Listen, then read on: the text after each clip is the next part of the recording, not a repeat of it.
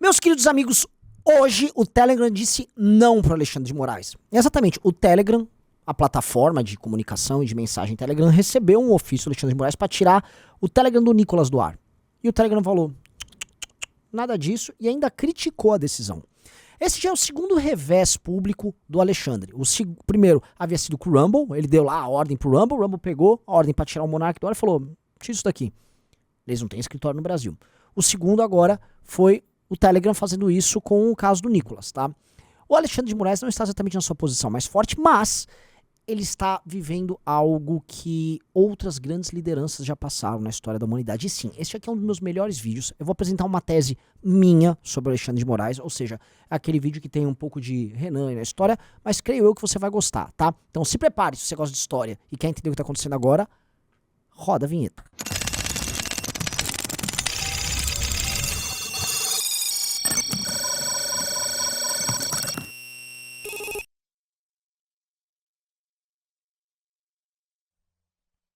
Galera, vamos lá. Falando em análises aprofundadas, enfim, eu tô aberto para críticas porque eu tô trazendo aqui uma perspectiva muito pessoal sobre isso, e aí eu quero saber o que você acha.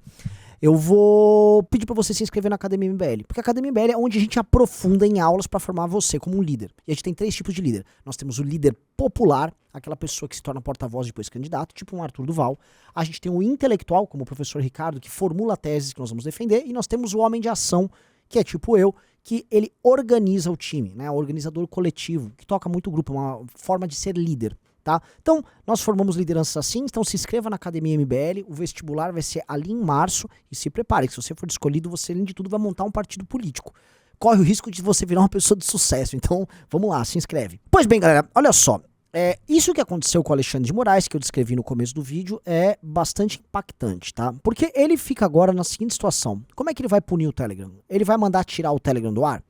No período pré-eleitoral, ele havia mencionado a hipótese de tirar o Telegram do ar no Brasil, tá? Ah, você tem que cumprir decisões judiciais e tal.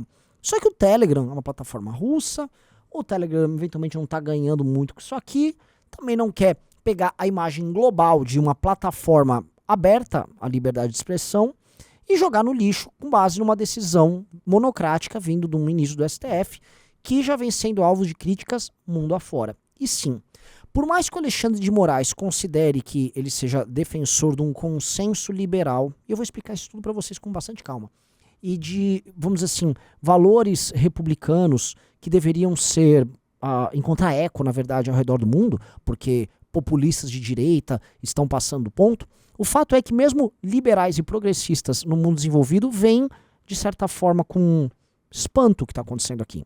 Já é o segundo artigo ou matéria que sai no New York Times criticando ele, falando que ele está passando do ponto. E mundo afora, essa perspectiva um tanto quanto ousada de ação de um ministro do Supremo vem chocando.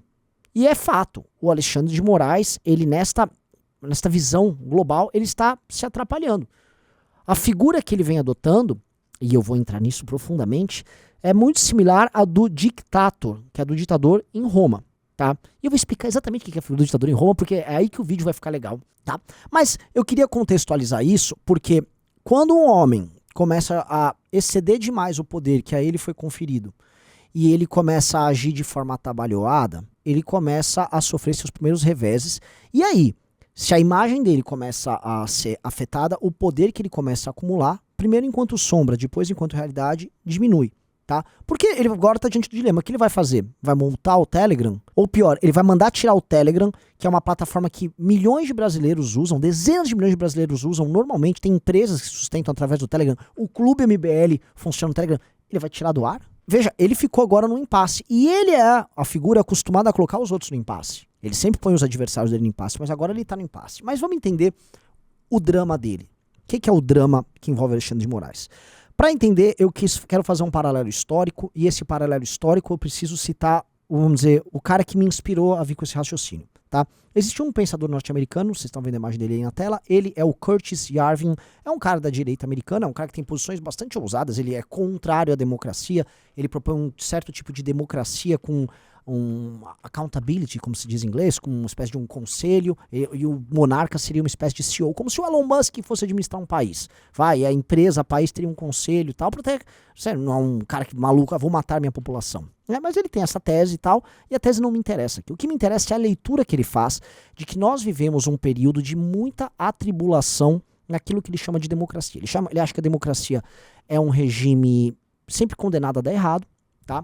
E você, em algum momento, vai precisar, no caos gerado pela democracia, criar uma concentração de poder. E mais, na democracia, para ele, essas facções ficam sempre em disputa, e essas disputas em determinados períodos históricos, elas se acirram demais, a ponto da própria democracia se inviabilizar. Tá? Isso é uma coisa que ele comenta muito, ele tem artigos, ele tinha um perfil que chamava Mencius Moldbug, que ele publicou, tem livros e tal, e essa é uma tese muito interessante para você analisar a crise que vive a democracia. Mas eu acho as teses dele muito mais interessantes para analisar a crise da democracia do que todas essas porcarias que ficam saindo assim, ai meu Deus, o populismo de direita é o responsável pelo fim da democracia, e essa baboseira que os pseudo-intelectuais ficam lendo aí e achando que é a coisa mais incrível do mundo, como se os populistas de direita surgissem do nada e não houvesse um problema criado pela esquerda. O problema, basicamente, existe um faccionalismo, existem grupos de disputa na sociedade. E ele, quando vai falar dessa crise, ele vai e remete à República Romana, e é agora que o vídeo fica legal. E a República Romana, em determinado momento, ela passou por uma crise de facções. Tinham dois tipos de facções.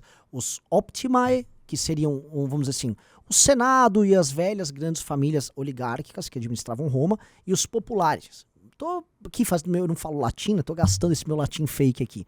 Mas era basicamente uma facção que pegava o interesse da plebe, e a plebe queria, por exemplo, terra, propriedade, a plebe queria comida, e o outro cuidava do interesse dos patrícios e das grandes famílias que tinham comando do exército e da terra, que administravam Roma, que tinham grande representação no Senado. A partir de certo momento, essas contradições entre esses dois grupos começam a se acirrar. Então a gente teve o Espartacus envolvendo os escravos, que é uma terceira força ali, mas teve o Tibério Caio Graco, né, que foi uma coisa revolucionária que aconteceu em Roma, e aí você começa a ter líderes que apelam para o povo, mesmo líderes vindo da elite, para conseguir força. E um nome fundamental desses caras foi um cara chamado Mário. Tá? O Mário fez uma reforma das legiões romanas, ele teve um trabalho de modernização do exército romano sensacional. Era um gênio na batalha, participou de grandes batalhas, e esse Mário, ele, como líder da facção popular, ele começa após essas vitórias, a acirrar essas disputas com a facção dos Optimae, que é a facção conservadora da elite que administrava Roma. Um dos nomes que trabalhou para o Mário se chamava Sila, que é um nome central aqui. E o Sila era um grande general, e ele defendia os interesses dos Optimae, basicamente da elite romana, e em algum momento esses caras entraram em conflito, participaram de guerras externas, e esses conflitos internos em Roma se transformaram praticamente numa guerra civil. E realmente Roma foi consumida por isso, a ponto de inimigos externos, como o rei Mitridates do Ponto, ter declarado guerra e ter armado atentados terroristas, ou seja, o enfraquecimento interno por uma briga de facções estava consumindo Roma. O Curtis Yarvin, esse autor, ele comenta que esses momentos de acirramento tem muita participação popular, há uma energia popular muito grande nisso. E se vocês fizerem uma comparação, nós temos um paralelo que nós podemos traçar aqui. Tá? As elites oligárquicas que administram o Brasil podem ser comparadas com esses Optimae, né? São os donos do Brasil. Então, pessoas que têm representação no STF, no STJ, líderes de grandes partidos políticos. E, do outro lado, a rebelião popular que a gente vê de 2013 para cá, em certa medida foi tomada pelo Bolsonaro. E o Bolsonaro queria, através dessa rebelião popular, destruir ou tornar-se parte dominante dessa oligarquia para ele comandar o Brasil de forma tirânica. E que foi o que esse Mário, que eu citei, fez. Ele conseguiu, ele toma Roma na mão grande. E quem vai para o enfrentamento com ele é o Sila. Tá? O Sila, ele foi nomeado para esse enfrentamento como um ditador. Ele recebe o status de dictator. E enquanto ditador, ele quebra uma regra geral que existia na República Romana, mas que é a regra dos cônsules e tal, mas basicamente ele, por um determinado período de tempo, por um determinado mandato, ele vai contar com grandes poderes na mão dele, uma grande capacidade de ação para enfrentar um inimigo externo ou interno. Eu puxei aqui pra gente ver, né, a Wikipedia basicão, tá? Mas isso aqui para todo mundo que conhece o básico da história romana sabe como é que funciona o instituto do dictator. Mas ele cita: o ditador era geralmente nomeado em circunstâncias de perigo extraordinário, seja por inimigo estrangeiro ou sedição interna, frequentes Eventos frequentes segundo os primeiros livros de Lívio, que também nos informa sobre os seguintes propósitos do ditador. Eu só vou ficar no primeiro propósito. Para afixar o clavos análises no templo de Júpiter em épocas de pragas ou discórdias civis. Para assegurar as assembleias ou as eleições na falta de cônsules. Você tem esses dois aqui para mostrar que essa figura ela garantia a defesa de Roma para manter seus ritos, inclusive ritos que envolvem poder, como eleições internas, tá? Assembleias e rituais em tempos de sedição interna ou pragas e tal. Pragas é muito interessante, que a gente teve um Covid aqui. O que acontece? Me parece, né, que quando a gente faz essa comparação do Sila, que é nomeado ditador, representando o interesse dos Optimae, que é a elite romana, em contraposição ao Mário, que representava a facção popular, populista, e que nessa briga estavam consumindo Roma, o Sila seria aqui o nosso Alexandre de Moraes. Me parece que a elite política e jurídica brasileira deu a ele superpoderes para que ele, vamos dizer, afixasse o clavos análises no templo de Júpiter em épocas de pragas. Ele teve esse superpoder acontecendo durante o Covid, ou discórdia civis, Bolsonaro tentando golpe. E para assegurar as assembleias ou as eleições na falta de conselho, ele ainda foi presidente do TSE. Assim, quando eu olhei, né, eu peguei o que eu li no Curtis Yarvin e eu li a história e vi o que aconteceu no Brasil, eu falei, nossa senhora, Alexandre de Moraes é o nosso Sula, ou Sila, como você precisa falar. Ele é o dictator nomeado pela nossa oligarquia política para fazer enfrentamento a uma facção política, que é o bolsonarismo, que, através do seu populismo e de uma ação golpista, tentava tomar o poder. E esse paralelo é tão poderoso, é tão grande, que eu acho assim, é sensacional. E aí eu deixo para vocês. E o que acontece com isso? Veja só, o Sila, ele depois se tornou ditador por bastante tempo. E ele persegue. Primeiro ele teve seus aliados perseguidos, depois ele persegue os aliados do Mário. Ou seja, as facções nunca resolvem. E precisou, depois de tanta briga, vem um novo representante dos populares, que é o César. César resolve na briga, é aquela famosa briga que tem o Pompeu, que tem o Crasso e tal. Resolve a questão e se torna, e é nomeado, ao fim de tudo, o ditador perpétuo de Roma. É o princípio do Império Romano. Aí ele é morto e assume o Otávio, ele se torna o imperador. E, vamos dizer assim, com uma liderança só que quebra essa guerra faccional, Roma, vamos dizer, se acalma e ela foca em si e nas suas conquistas e ganha mais um período de duração como um grande império e como força política hegemônica na sua região. Tá? Ou seja, houve esta quebra, houve esta resolução de um problema profundamente democrático entre as facções e Roma anda. Mas o que nos interessa é tratar só da crise. Uma pausa no vídeo para falar do Clube MBL. Pois é, o Clube MBL é o grande instrumento que permite que você participe conosco da forma como a gente pensa e raciocina a política. Você gosta dos meus vídeos, você gosta das lives do MBL News, você gosta do trabalho do Kim? Pois é, o Clube MBL é o lugar onde você vai ver onde a gente raciocina, onde a gente investiga, onde a gente obtém informações de bastidores.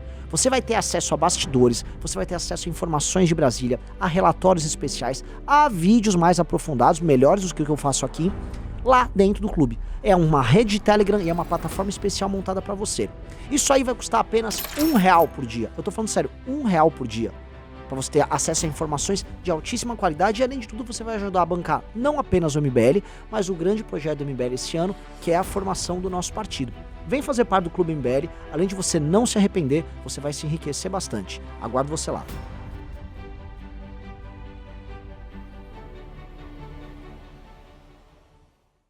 O Alexandre de Moraes, como representante dessa facção, ele está naquele momento de perseguição aos adversários ligados ao líder da outra facção, que é o Bolsonaro. Né? E ele está fazendo isso, ele persegue os aliados, vai aqui, vai ali.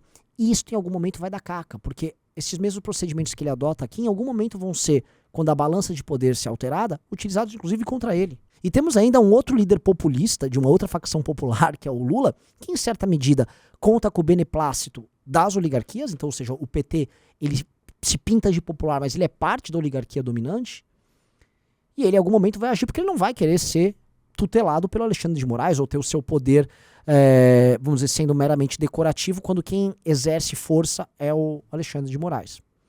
E ainda vocês podem perguntar, e quem comanda as legiões, que é o exército, não é? Formalmente é o Lula, mas tecnicamente ele está numa briga com as Forças Armadas. É importante ler e analisar a história para a gente criar esses paralelos, né? Na prática, seja Sila, seja Mário, todos eles passaram por momentos dramáticos e a crise romana não havia sido resolvida. Eu não sei se o Alexandre de Moraes vai ter a coragem de fazer o que Sila fez, que em determinado momento ele abdicou desse poder e se afastou de tudo e foi cuidar da vida. Os homens romanos eram homens grandes, eram épocas novamente, de Sila, que foi grande, de Mário, que foi grande, de Pompeu, que foi grande, que César foi grande, de um dos maiores de todos, que foi o Catão, tá? O homem que representava os valores romanos ali e fazia aquela defesa mais séria do sistema político da República Romana diante de um César populista. Roma tinha grandes homens. Eu não sei dizer se o Brasil tinha grandes homens, nem que o Brasil possa se equiparar a Roma, mas o fato é, quando a gente traça esses paralelos, a gente fica até assustado, tá? Leia a nossa história recente mediante exemplos históricos, tá? E aí você vai vir com boas soluções para ajudar a resolver o problema. É o que eu estou tentando fazer e eu espero que vocês façam também. Peço que vocês deem like nesse vídeo, compartilhem, porque é um vídeo que eu fiz com todo carinho, espero que vocês tenham gostado dos paralelos. Vou pedir para nossos editores colocar imagens aqui e tal. E é isso. Espero que tenha sido claro. Na live de hoje, tiro dúvidas sobre isso. E esse foi meu recado e beijos e abraços para todos vocês.